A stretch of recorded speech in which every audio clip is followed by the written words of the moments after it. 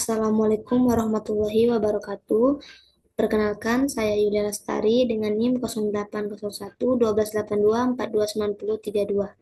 Pada video kali ini saya akan membahas lampiran soal dari mata kuliah algoritma dan pemrograman, di mana soalnya itu misalkan terdapat tiga struct, data pegawai, data gaji, data pekerjaan. Struct data pegawai menyimpan nama pegawai, ID pegawai, dan ID gaji. Struct data gaji menyimpan ID gaji dan besar gaji. Dan struct data pekerjaan menyimpan ID pekerjaan dan nama pekerjaan. Di mana perintahnya itu buatlah program untuk menampilkan nama pegawai dari nama pekerjaan tertentu. Kemudian menampilkan nama pegawai dengan besar gaji tertentu dan menampilkan data nama pegawai, besar gaji pegawai, dan nama pekerjaan, serta yang terakhir menambahkan data pegawai baru. Nah, itu untuk soalnya. Langsung saja kita bahas. Itu yang pertama itu ada deskripsi program. Yang dimana deskripsi program itu merupakan penjelasan singkat mengenai fungsi utama program. Nah, di sini yang pertama itu kita mulai program, lalu deklarasikan struktur pegawai yang berisi nama, ID gaji, dan ID pekerjaan. Lalu deklarasikan struktur gaji yang berisi ID dan jumlah, lalu struktur pekerjaan yang berisi ID dan nama, lalu buat fungsi cari nama pekerjaan, di mana integer ID pekerjaan array integer jumlah pekerjaan untuk mencari nama pekerjaan berdasarkan ID. Kemudian lakukan perulangan untuk membandingkan ID. Jika cocok, kembalikan nama pekerjaan. Dan jika tidak ditemukan, kembalikan tidak ditemukan. Lalu buat fungsi cari gaji, di mana integer ID gaji array integer jumlah gaji untuk mencari jumlah gaji berdasarkan ID. Lakukan perulangan untuk membandingkan ID. Jika cocok, kembalikan jumlah gaji. Jika tidak ditemukan, kembalikan -1.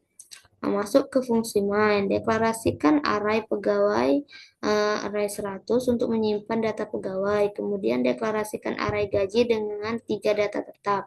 Kemudian deklarasikan array pekerjaan dengan 3 data tetap. Lalu inisialisasi jumlah pegawai sama dengan 3. Isi 3 data pegawai awal ke dalam array pegawai. Kemudian deklarasikan pilihan sama dengan -1. Lalu buat perulangan while atau pilihan tidak sama dengan 0 untuk menampilkan menu dan menerima pilihan pengguna. Kemudian tampilkan menu, di mana yang pertama itu cari pegawai berdasarkan nama pekerjaan, cari pegawai berdasarkan gaji, tampilkan semua data pegawai, tampilkan data pegawai baru dan keluar. Lalu input pilihan dari pengguna. Kemudian jika pilihan sama dengan 1, input nama pekerjaan, cari dan tampilkan nama pegawai yang memiliki pekerjaan tersebut. Lalu jika pilihan sama dengan 2, maka input jumlah gaji, cari dan tampilkan nama pegawai yang memiliki gaji tersebut. Jika pilihan sama dengan 3, maka tampilkan semua data pegawai, nama, pekerjaan, gaji. Dan jika pilihan sama dengan 4, cek apakah data penuh. Jika tidak penuh, input data pegawai baru, tambahkan ke array pegawai, dan tambahkan jumlah pegawai. Jika pilihan salah, bukan 0 sampai 4, tampilkan pesan pilihan tidak valid. Jika pilihan sama dengan 0, keluar dari perulangan, dan yang terakhir selesai.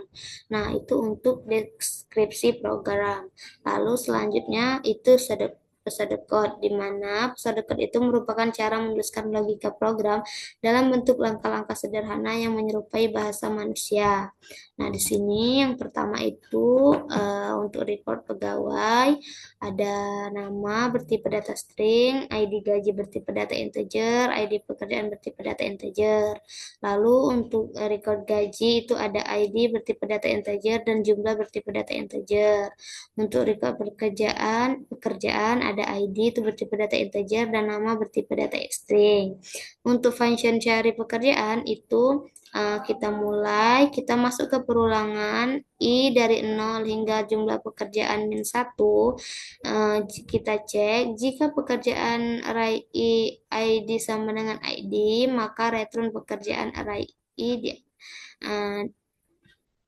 nama. Lalu kita tutup perulangan, kemudian return menampilkan tidak ditemukan. Lalu kita cari function cari gaji. di mana kita mulai masuk ke perulangan I dari 0 hingga jumlah gaji min 1, di mana jika gaji ID, array I ID sama dengan ID, maka return eh, diambil gaji array I dari jumlah, lalu kita tutup perulangan dan return min 1. Nah, di sini kita masuk ke fungsi utama, yaitu variabel pegawai itu array 100 of pegawai, lalu gaji array 3 of gaji. Nah, di sini sudah dimasukkan semua untuk pekerjaan, jumlah pegawai yang bertipe data integer, pilihan bertipe data integer, dan variabel I bertipe data integer.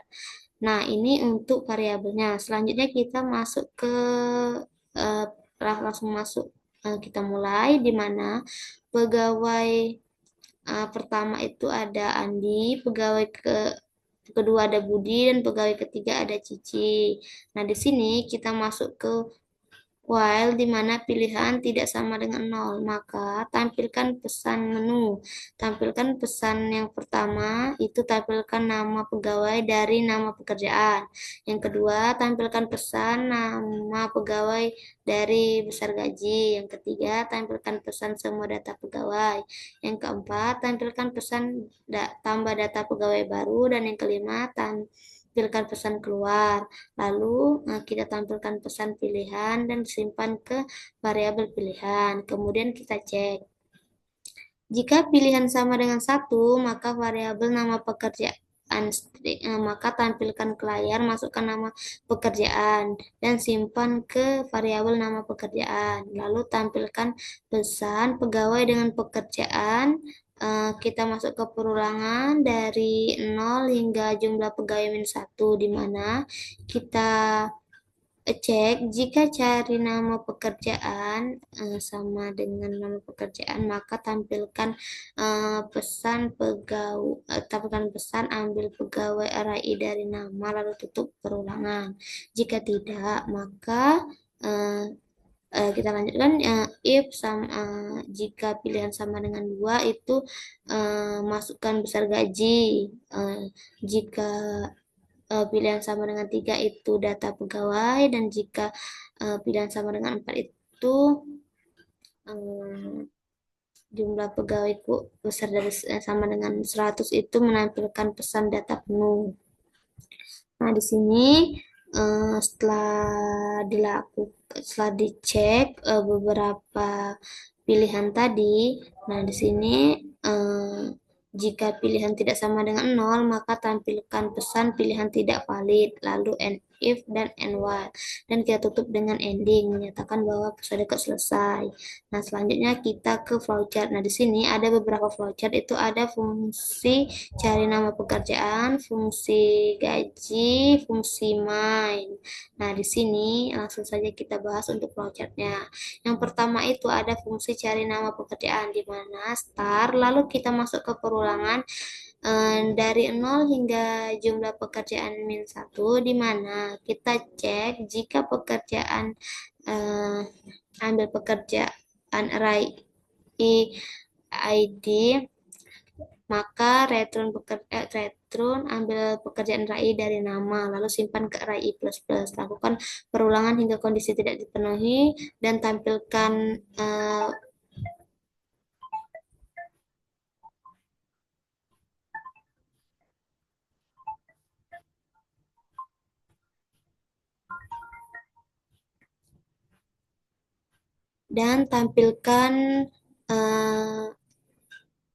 output return tidak ditemukan lalu ending. Nah, itu untuk flowchart fungsi cari nama pekerjaan. Kemudian flowchart fungsi cari gaji. Nah, di sini yang pertama itu ada start, lalu masuk ke perulangan 0 hingga jumlah gaji min 1, di mana kita cek, lalu kita simpan ke return, ambil gaji array I dari jumlah, lalu simpan ke array I++. Kemudian lakukan perulangan hingga kondisi tidak terpenuhi, lalu return min 1 dan ending. Itu untuk flowchart fungsi cari gaji. Kemudian kita masuk ke flowchart fungsi main. Nah, di sini untuk flowchart fungsi main itu yang pertama start, lalu masukkan inputan data pegawai. Setelah itu kita cek pilihan, lalu kita masuk ke pilihan, kita cek pilihan N sama dengan 1, N sama dengan 2, lalu seterusnya N sama dengan 3, N sama dengan 4, dan N sama dengan 5, hingga pilihan tidak valid dan eh, selesai atau ending. Nah, di sini tidak saya jelaskan secara rinci untuk flowchartnya, tapi bisa dilihat di sini.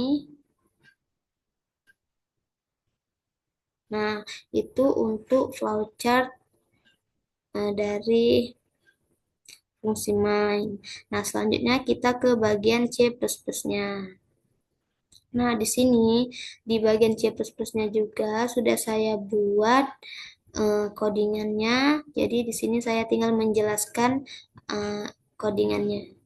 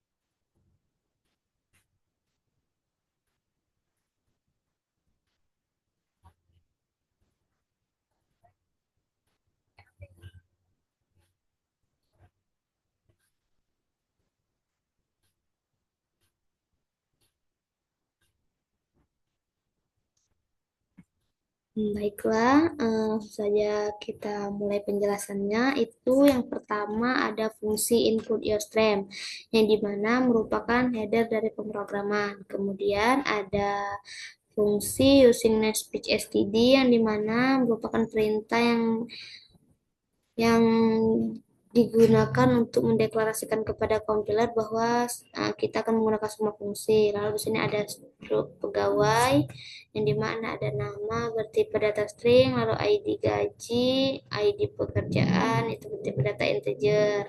Kemudian ada struk gaji, ada ID dan jumlah bertipe data integer, dan struk pekerjaan ada ID dan bertipe data integer, dan nama yang bertipe data string. Kemudian di sini ada cari nama pekerjaan. Nah, di sini untuk cari nama pekerjaan masuk ke perulangan integer i sama dengan 0, i kurang dari jumlah pekerjaan i plus plus. Kita cek jika pekerjaan array i id sama dengan id, maka return ambil pekerjaan dari nama. Lalu di sini tampilkan return tidak ditemukan. Kemudian ada cari gaji. Nah, untuk cari gaji masuk ke perulangan for integer i sama dengan 0, i kurang dari jumlah gaji i plus plus. Cek jika gaji array i id sama id, maka return ambil gaji array i dari jumlah, lalu return min 1. Nah, di sini masuk ke fungsi utama yaitu integer main, di mana integer main ini merupakan uh, di mana fungsi utama dan program utama diletakkan setelah fungsi in main dibatasi dengan tanda kurung kurawal. Nah, lanjut, di mana ada pegawai itu berai 100, gaji di mana gaji itu diisi dengan yang pertama eh, ada 3 juta, yang kedua itu ada 5 juta, dan yang ketiga 7 juta. Lalu untuk pekerjaan, yang pertama itu ada programmer, yang kedua ada desainer, dan yang ketiga ada manajer. Nah, di sini untuk jumlah pegawai sama dengan 3 itu bertipe data integer. Lalu untuk pegawai pertama itu bernama Andi, pegawai kedua bernama Budi, dan pegawai ketiga bernama Cici. Di sini ada pilihan min 1. Lalu masuk ke while, pilihan tidak sama dengan nol. Tampilkan ke layar menu. Nah, di sini tampilkan ke layar nama pegawai dan nama pekerjaan, nama pegawai dari besar gaji, semua data pegawai, dan tambah data pegawai baru, lalu tampilkan lagi dan keluar. Nah, setelah ditampilkan pesan itu, tampilkan ke layar, kita tampilkan juga ke layar pilihan, lalu simpan ke variabel pilihan, lalu in get getline ini untuk spasi, in getline ini untuk spasi. Lalu kita cek jika pilihan sama dengan 1 itu untuk nama pekerjaan. Nah, di sini untuk nama pekerjaan itu ada sit out atau tampilkan ke layar, masukkan nama pekerjaan. Nah, di sini ada yang namanya getline. Nah, getline ini digunakan untuk memberikan spasi pada codingan.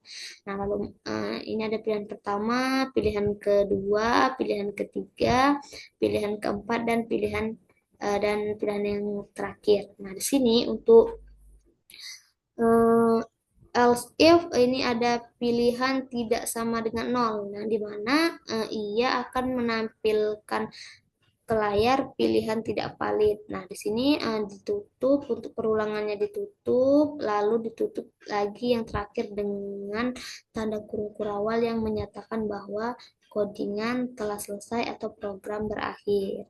Nah, di sini untuk codingannya tidak saya jelaskan secara rinci, tapi saya jelaskan secara sedikit-sedikit saja. Nah, di sini bisa dilihat untuk codingannya. Nah, setelah dibuat codingannya, di sini saya run untuk menampilkan hasil. Nah, di sini,